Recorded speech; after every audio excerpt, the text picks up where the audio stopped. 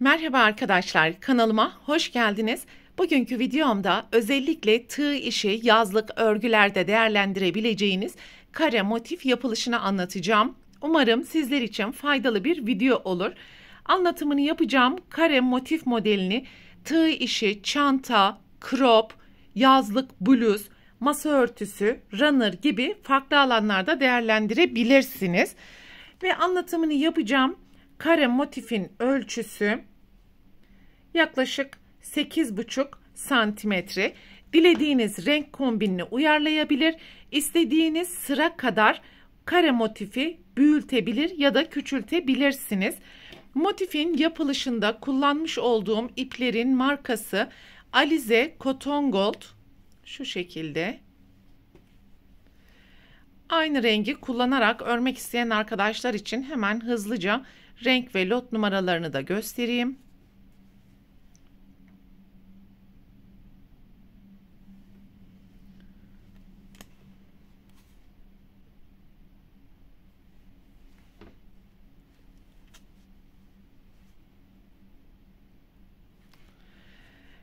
Ve motifleri 3 milimetre tığ ile öreceğiz. Hazırsanız haydi vakit kaybetmeden başlayalım.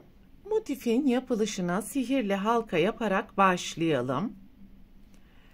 3 zincir ve halkanın içerisine ikili trabzan, başlangıç zinciri ile birlikte bu halkanın içerisine 12 ikili trabzan yapalım.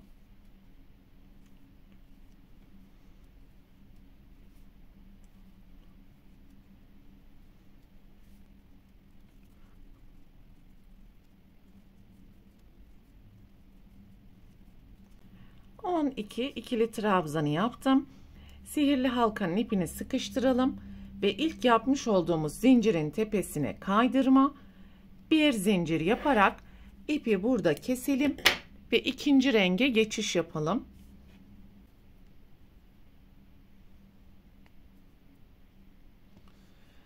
Herhangi bir trabzanın tepesinden ipi sabitleyelim. 5 zincir,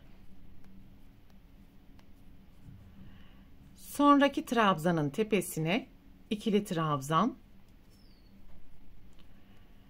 2 zincir, sonraki trabzanın tepesine ikili trabzan ve ikinci sırada aralarında 2 zincir ile alt sırada yapmış olduğumuz 12 trabzanın tepesine yan yana 12 boşluk olacak şekilde ikili trabzanları yaparak devam edeceğiz.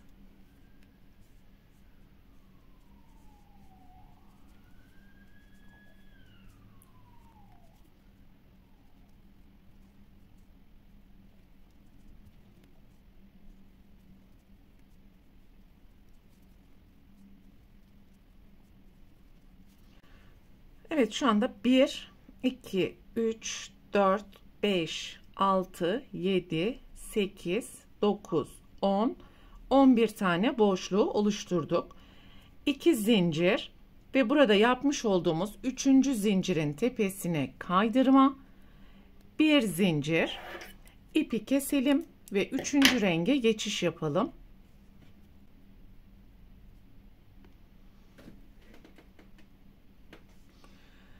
Herhangi bir boşluktan ipi sabitleyelim. 3 zincir, aynı boşluğun içerisine 2 ikili trabzan, bir zincir, sonraki boşluğa 3 trabzan,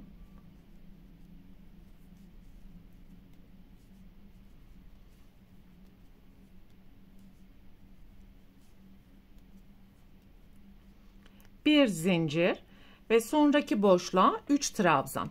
3. sırada alt sırada yapmış olduğumuz tüm boşlukların içerisine aralarında bir zincir yaparak 3 trabzan yapalım ve sıra sonuna kadar devam edelim.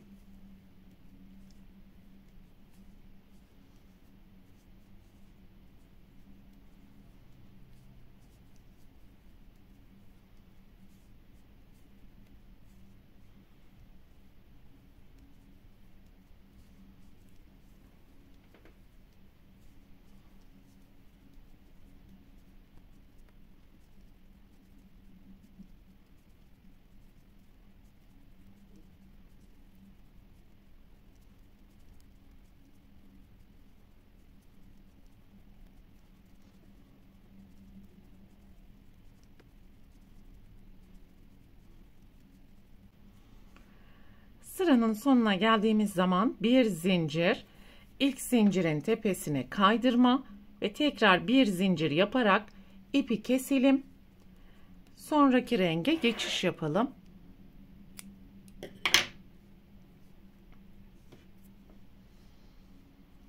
Buradaki ipleri de keselim.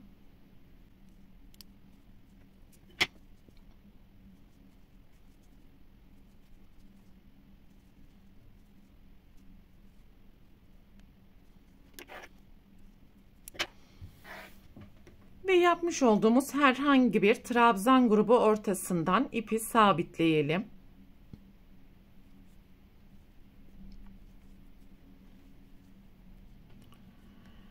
Üç zincir, aynı boşluğun içerisine 2 trabzan, 3 zincir, 2 trabzan yapalım.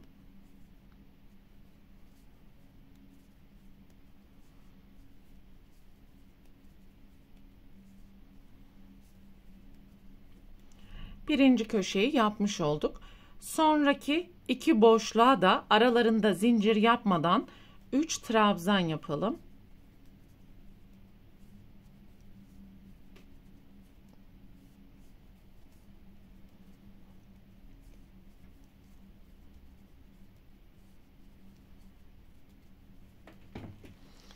İkinci köşe için sonraki boşluğa 3 trabzan, 3 zincir, 3 trabzan.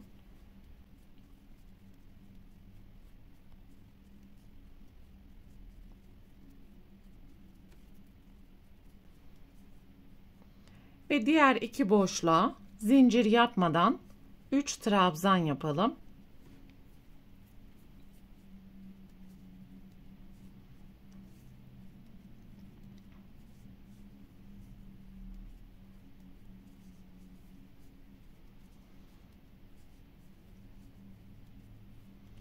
Sonraki boşluğa üçüncü köşe için 3 trabzan, 3 zincir, 3 trabzan ve bu şekilde sıra sonuna kadar yapmaya devam edeceğiz. Dördüncü sırayı tamamladım ve son grubu yaptıktan sonra ilk zincirin tepesine kaydırma, bir zincir ile ipi burada kestim. Şimdi başlangıçta kullanmış olduğum rengi son sırada tekrar kullanacağım. Herhangi bir trabzan grubu ortasından başlayabilirsiniz. 3 zincir, aynı boşluğa 2 trabzan ve köşeye gelene kadar grup ortalarına aralarında zincir yapmadan 3 trabzan yapalım.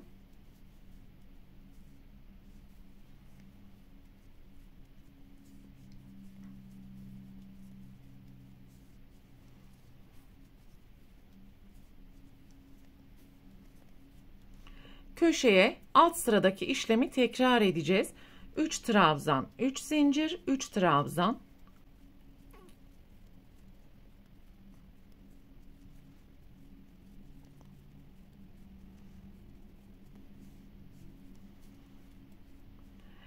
Ve diğer köşeye gelene kadar trabzan grubu ortalarında aralarında zincir yapmadan 3 trabzan yapacağız.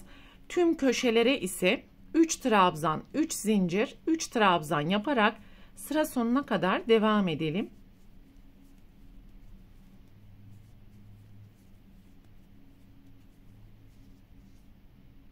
Sıranın sonuna geldiğimiz zaman alt sırada olduğu gibi ilk zincirin tepesine kaydırma, bir zincir yaparak ipi keselim ve motifi tamamlayalım.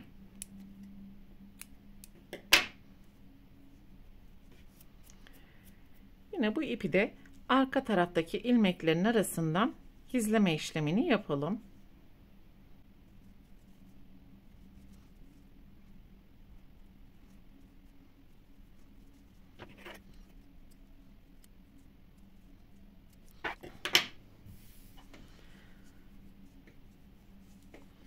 Evet, böylelikle motifimizin tüm yapılış aşamalarını tamamlamış olduk arkadaşlar.